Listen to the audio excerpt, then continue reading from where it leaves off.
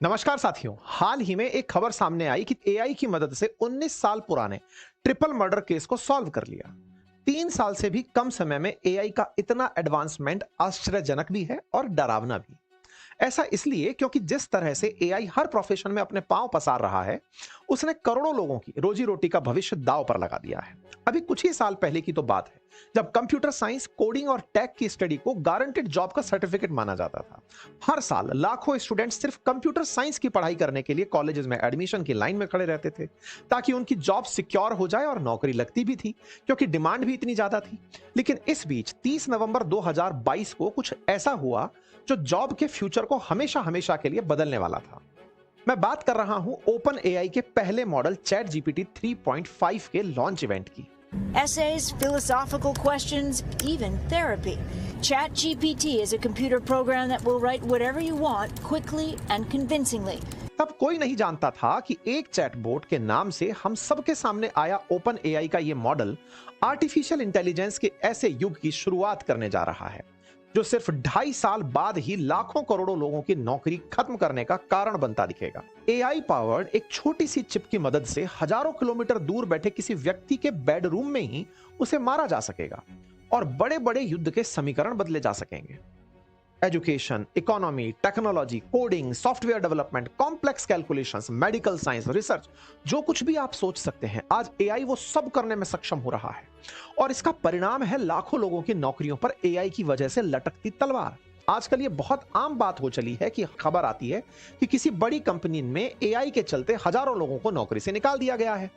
अकेले 2025 में अब तक 1 लाख से ज्यादा लोग अपनी नौकरियां गंवा चुके हैं। और ये वो लोग हैं जो Microsoft, IBM, Intel, Amazon, Google, Meta जैसी कंपनियों में काम कर रहे थे और टेक रोल पर काम कर रहे थे। माइक्रोसॉफ्ट ने मई में 6000 लोगों को नौकरियों से निकाला था और अब जुलाई अगस्त में 9000 लोगों को नौकरी से निकालने की तैयारी कर रहा है। In a significant move shaking the global tech industry, Microsoft has announced the layoff of approximately 9,000 employees. Amazon पिछले कुछ सालों में 27,000 लोगों को नौकरियों से निकाल चुका है। आईबीएम ने अपने एचआर डिपार्टमेंट से 8,000 लोगों को यह कहकर निकाल दिया कि एआई की मदद से एचआर का काम अब लगभग ऑटोमेटेड हो चुका है। साथियों, एआई का कारण देते हुए हजारों लोगों की नौकरियों से निकाले जाने की खबर की ये जो लिस्ट है ना, ये काफी लंबी है और अगर ये खबरें कम पड़ जाएं तो बाकी का असर एआई एक्सपर्ट्स के स्टेटमेंट पूरा कर देती हैं।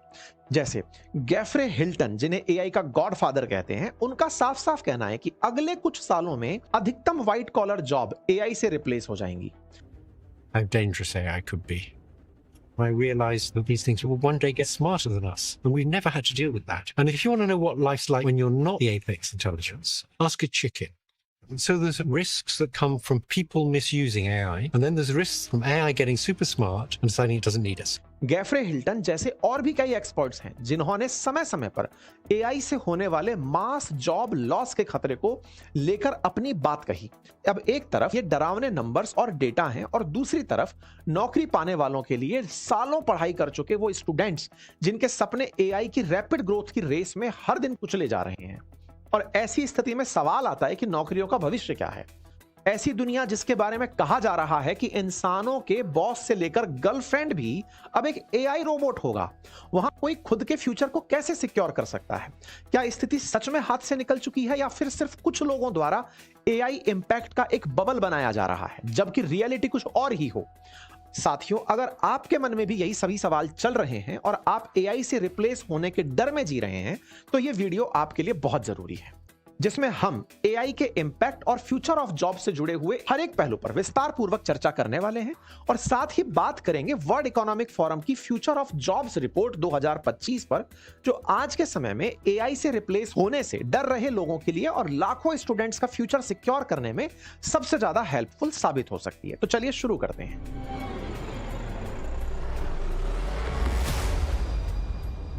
एआई से कंप्यूटर रेवोल्यूशन की तुलना। असल में देखिए, इस बात को कोई भी दोहराए नहीं है कि एआई की वजह से बहुत सारी जॉब्स गई हैं और आगे भविष्य में भी ऐसा ही होता रहेगा। लेकिन ये पहली बार नहीं है जब किसी नई तकनीकी ने जॉब मार्केट में कोई इंपैक्ट किया हो।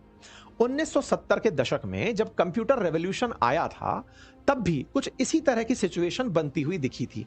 लोगों ने मास जॉब लॉस की बातें कही थी। गवर्नमेंट्स को एक बार फिर से यूनिवर्सल बेसिक इनकम के बारे में सोचने को कहा गया था। बड़े बड़े इकोनॉमिस्ट्स ने कंप्यूटर के रेवोल्यूशन को टेक्नोलॉजिकल अनएम्प्लॉयमेंट क्राइसिस से जोड़ दिया था। ऐसा नहीं था कि उनकी ये सारी बातें गलत साबित हुई थी। बहुत से ऐसे जॉब रोल वास्तव में थे जो कंप्यूटर के आने से बिल्कुल खत्म हो गए थे, जैसे क्लरिकल काम थे, एडमिनिस्ट्रेटिव काम थे, या मैन्युफैक्चरिंग से जुड़ी कुछ नौकरियां खत्म हुई थी।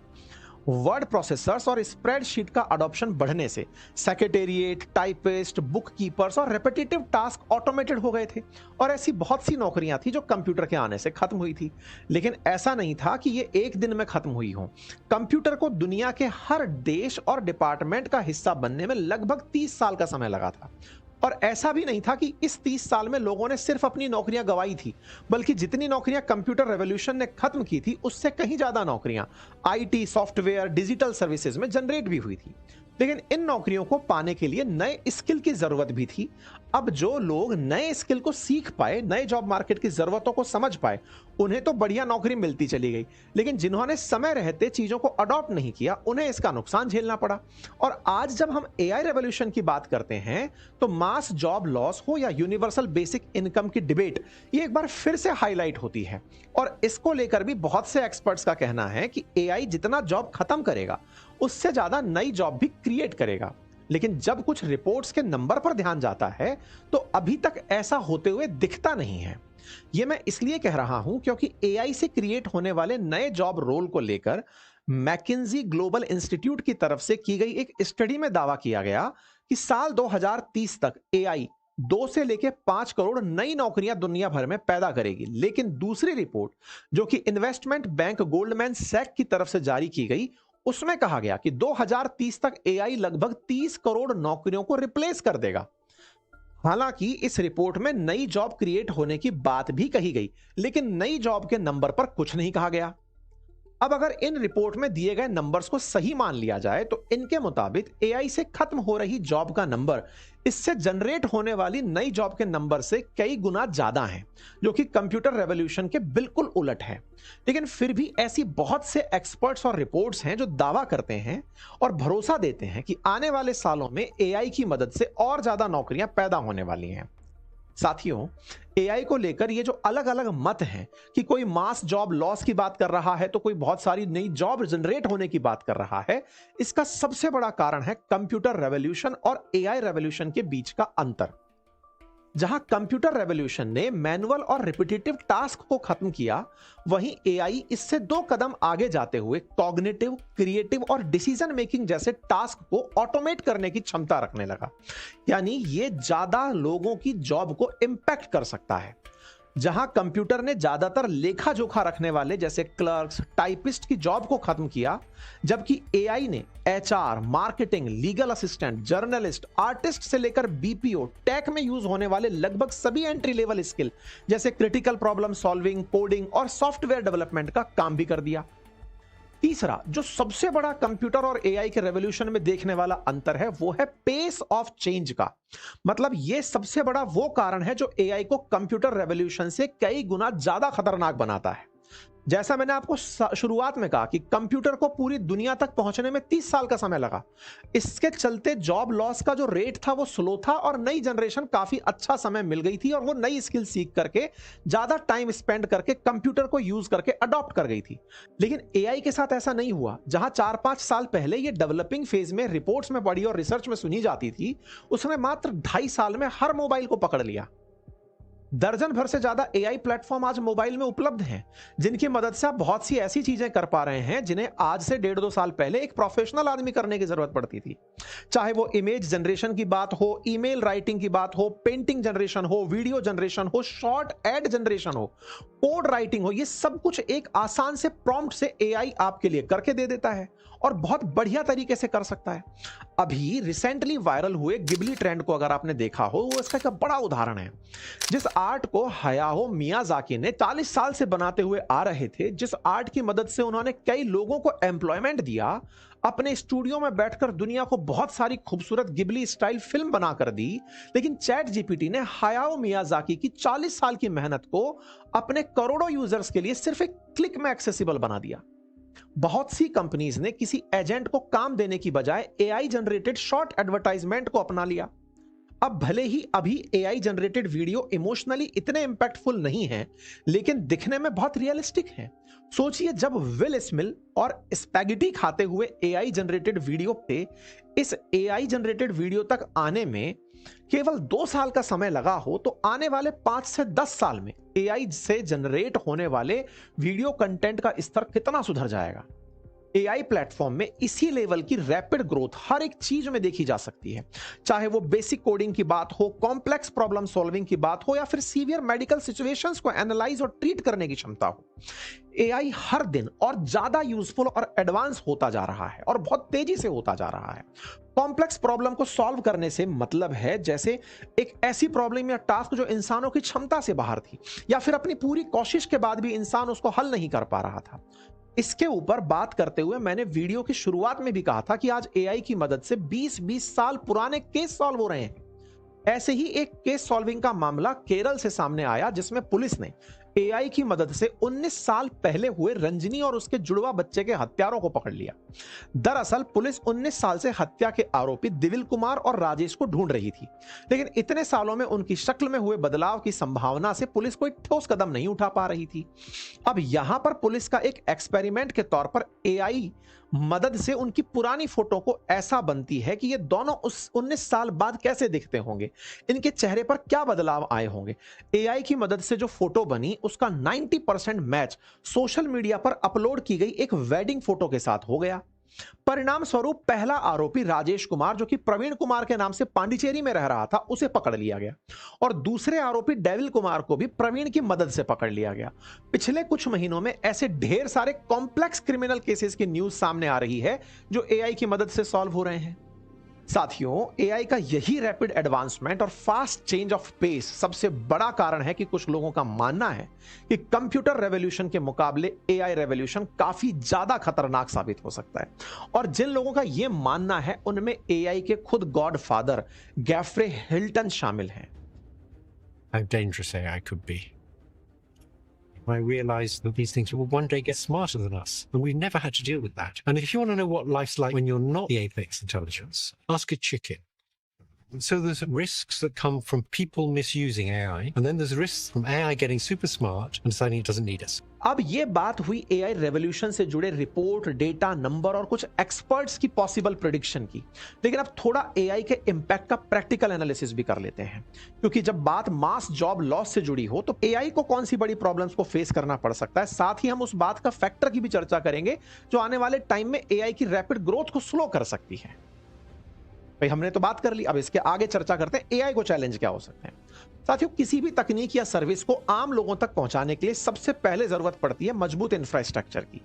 एआई के लिए भी यही बात लागू होती है। इसके इंफ्रास्ट्रक्चर में सबसे ज्यादा जरूरी चीज है टाइम, एनर्जी और रेयर अर्थ एलिमेंट्स। सबसे पहले मैं बात करता हूं टाइम की। हम में से ज्यादातर लोगों के लिए एआई की शुरुआत 2022 में हुए चैट जीपीटी के साथ हुई, लेकिन असल में जिन लोगों ने इसके ऊपर काम किया वो सालों पहले इसे धीरे धीरे तैयार करते जा रहे थे। और इतना समय इसलिए लगा क्योंकि एक एआई मॉडल को तैयार करने के लिए हजारों लाखों लाइंस में कोड लिखने पड़ते हैं। आप चैट जीपीटी या फिर किसी भी एआई चैटबॉट से कोई भी सवाल करते हैं, उसका जवाब देने के लिए उस चैटबॉट को कोड लिखकर ट्रेन किया जाता है। उसका एआई मॉडल कितना ज्यादा कॉम्प्लेक्स चीजों को सॉल्व करने में सक्षम होगा, उसे उतनी ही ज्यादा कोडिंग के साथ ट्रेन किया गया होगा, यानी ज्यादा समय की जरूरत पड़ी होगी। रिसर्च के साथ बात वीडियो जनरेशन वाले एआई मॉडल्स के साथ भी यही बात रिपीट होती है। अभी कुछ ही दिन पहले की बात है जब गूगल ने कहा था कि उसे अपने वीडियो जनरेशन प्लेटफॉर्म गूगल वीईओ 3 को ट्रेन करने के लिए YouTube पर मौजूद 2000 करोड़ से भी ज्यादा वीडियोस का उपयोग करना पड़ा। और अगर अभी की स्थिति को आंका जाए तो कोडर, प्रोग्रामर्स और बाकी एंट्री लेवल जॉब को पूरी तरह से हटाने के लिए अभी एआई को पूरी तरह सक्षम नहीं माना जा सकता। खुद माइक्रोसॉफ्ट भी इस बात को कह चुका है कि अभी सिर्फ 30% कोडिंग ही हम कर पाए हैं, यानी कि लाखों लाइंस की कोडिंग और अरबों वीडियो की मदद से एक एआई मॉडल को तैयार करने में ट्रेनिंग फेज में लगने वाला समय के बाद एआई मॉडल ट्रेन करने और इसकी रैपिड ग्रोथ के लिए सबसे जरूरी है डेटा सेंटर और एनर्जी की बढ़ती खपत, जो आने वाले सालों में एआई की ग्रोथ को स्लो कर सकते हैं, खास तौर पर विकासशील और अविकसित देशों में। ये डेटा सेंटर्स क्या होते हैं? सरल शब्दों में डेटा सेंटर एक बहुत बड़ा एरिया में फैला हुआ डिजिटल वेयर हाउस होता है, जिसके अंदर हजारों लाखों पावरफुल कंप्यूटर्स काम कर रहे होते हैं। क्या काम करते हैं? ये एक यूजर के तौर पर इंटरनेट पर जो भी हम एक्टिविटी करते हैं, चाहे वो वीडियो देखना हो, किसी डेटा को स्टोर करना हो, प्रोसेस करना हो या किसी को भेजना हो, ये सब डेटा सेंटर ही करता है। बस हम अपनी स्क्रीन से कमांड करते हैं, कहीं दूर स्थित डेटा सेंटर हमारी उस कमांड को प्रोसेस करता है। उदाहरण के लिए अभी आप YouTube पर ये जो वीडियो देख रहे हैं, इसे YouTube ने गूगल के किसी डेटा सेंटर पर स्टोर किया हुआ है और गूगल के इन्हीं डेटा सेंटर्स पर YouTube अपनी सारी वीडियोस को स्टोर और सर्व करता है।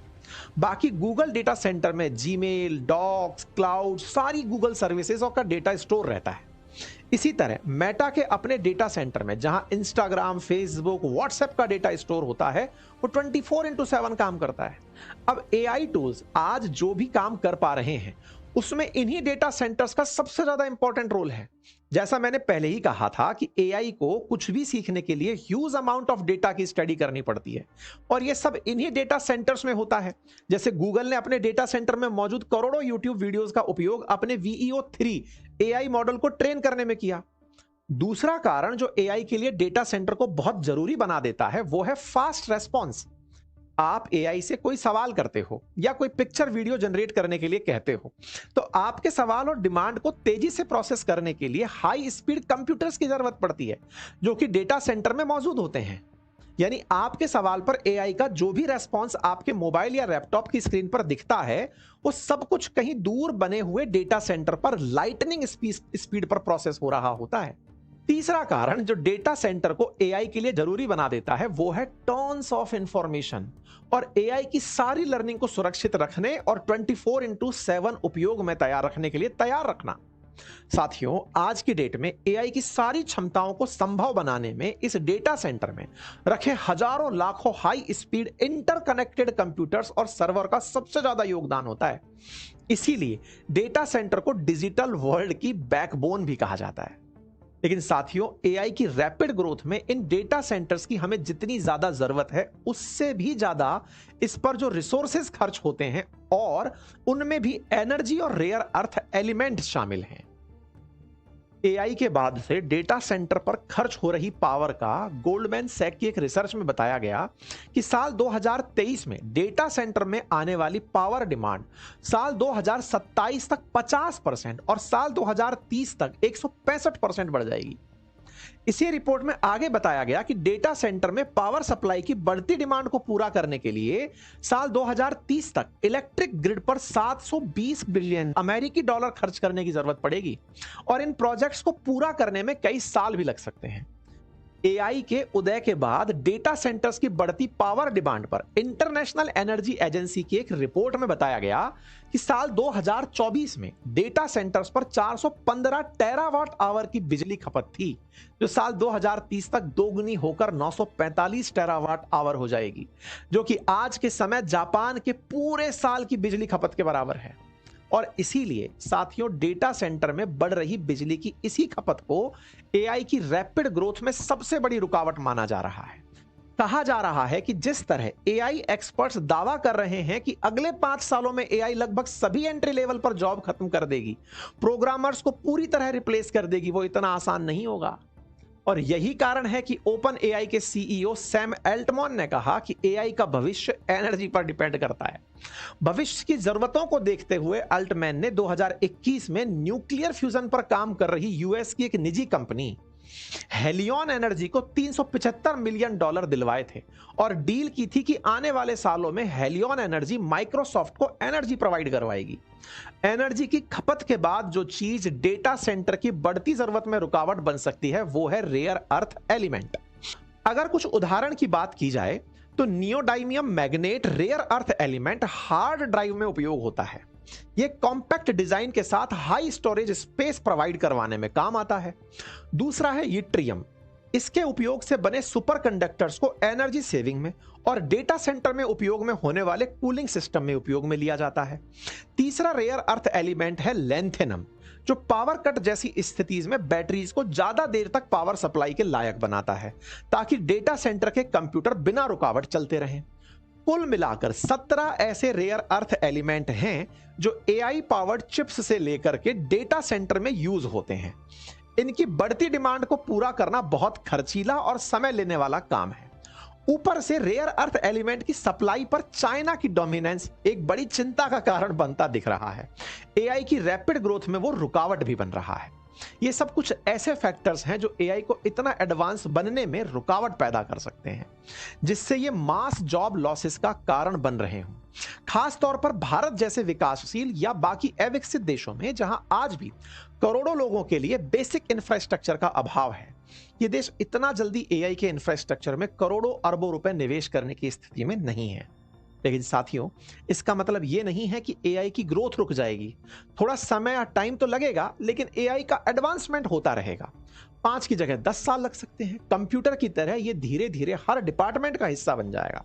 शायद सरकारी नौकरियां भी कुछ हद तक सुरक्षित ना हो, लेकिन प्राइवेट कंपनीज जितना जल्दी हो सके उतना जल्दी एआई के एडवांसमेंट को अडॉप्ट कर सकेंगी। 1-2 सालों में नहीं तो आने वाले कुछ समय बाद एआई वो सारी क्षमता जरूर विकसित कर लेगी जो आज के समय मौजूद 90% एंट्री लेवल जॉब्स को खत्म कर देगी। इस बात में कोई शक किसी को नहीं होना चाहिए, और इस बात को सारे एआई कंपनीज को चलाने वाले लोग भी बहुत अच्छे से जानते हैं। उन्हें पता है कि ये सारी रुकावटें अस्थायी हैं और आखिरी हकीकत यही है कि एआई ही तकनीकी का भविष्य है। इस वीडियो की शुरुआत में मैंने आपसे कहा था कि वर्ल्ड इकोनॉमिक फोरम की यह रिपोर्ट आपके लिए बहुत मददगार साबित होगी। तो चलिए, आखिर में आपको इस रिपोर्ट में बताई गई एक बात और कहना चाहूंगा कि नौकरी के लिए सिर्फ अपनी पढ़ाई के भरोसे मत बैठिए। अगर आपको तेजी से एडवांस होती एआई के इस दौर में जॉब मार्केट में अपनी वैल्यू बनाए रखनी है, तो आपको लगातार सीखना होगा। हर वो स्किल डेवलप करना होगा जो आपको एआई से 2 कदम आगे रखे। फ्यूचर ट्रेंड्स और जॉब मार्केट की नीड्स को समझना होगा, क्योंकि ये बात बिल्कुल सच है कि एआई के एडवांसमेंट के साथ साथ आप बेसिक स्किल्स से भविष्य में जॉब मार्केट में बिल्कुल भी सर्वाइव नहीं कर पाएंगे। इसीलिए वर्ल्ड इकोनॉमिक फोरम की जॉब रिपोर्ट में जिन फास्टेस्ट ग्रोइंग जॉब का जिक्र किया गया है, वो सब हाईली स्किल्ड लोगों की डिमांड करती हैं।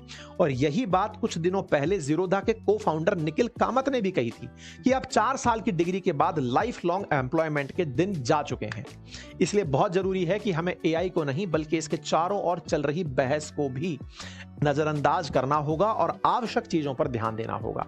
तो यह था हमारा वीडियो, एआई के एडवांसमेंट, इसके लिए कहीं बन रही रुकावटें और नौकरियों में भविष्य पर इसका क्या प्रभाव होगा। आशा करता हूं कि यह वीडियो आपको पसंद आया हो। इसमें दी गई जानकारी आपको एक सही निर्णय लेने में मदद करे, और अगर आप चाहते हैं वीडियो में आखिर तक बने रहने के लिए बहुत बहुत धन्यवाद।